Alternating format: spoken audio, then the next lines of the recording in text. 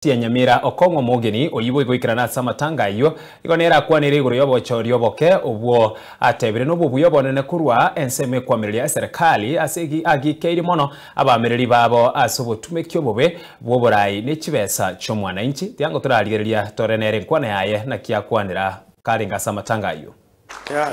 Poleni, mimi najua nyinyi mko na huzuni, lakini sisi tunatembea tukitabasamu kwa sababu pia tulikuwa na by-election 3 kule katika kaunti ya Nyamira. Nyinyi nasikia mlipiga kura mkaenda nyumbani. Sisi tulipiga na tukalinda mpaka ikatangazwa. Kwa hivyo zile viti yetu 3 yote yenye kulikuwa na by-election sisi tulikataa. Pole. Kama kuna watu wa Wilibaro, sisi tulikataa maneno ya Wilibaro kule Kisii. Lakini kwa sababu pia nimesikia Lord Bishop ambaye umenirudisha kule Nyamira nikiwa nimekuwa na motisha vile sijawahi kuwa naye.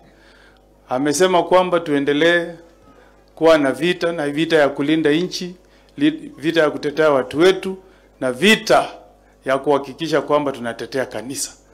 Sisi kule Nyamira tuliona mambo ya ajabu. Kiti ya MCA ilikuwa inatafutwa na chopa 6. Kiti ya MCA tukapiga hesabu, tukasema ile pesa ilitumika katika ward yetu ya Nyansiongo. Kama rais angekuwa na huruma, angelipia kila mtu pesa ya SHA wale wanakaa Nyansiongo mwaka mzima. Lakini hiyo pesa ilitumiwa kupea wananchi ati ndio washinde kiti ya MCA. Bishop, mimi nikirudi nyumbani nitaendelea na vita ya kuhakikisha kwamba tunakuwa na uongozi ambao unaweka mwananchi mbele. Na maneno ya one term ni maneno iko kwa katiba. Sisi tunaishi Afrika. Attorney General utatuambia. Kwa hivyo nawaomba wananchi wa Embu tukiendelea mbele sisi tushikane pamoja.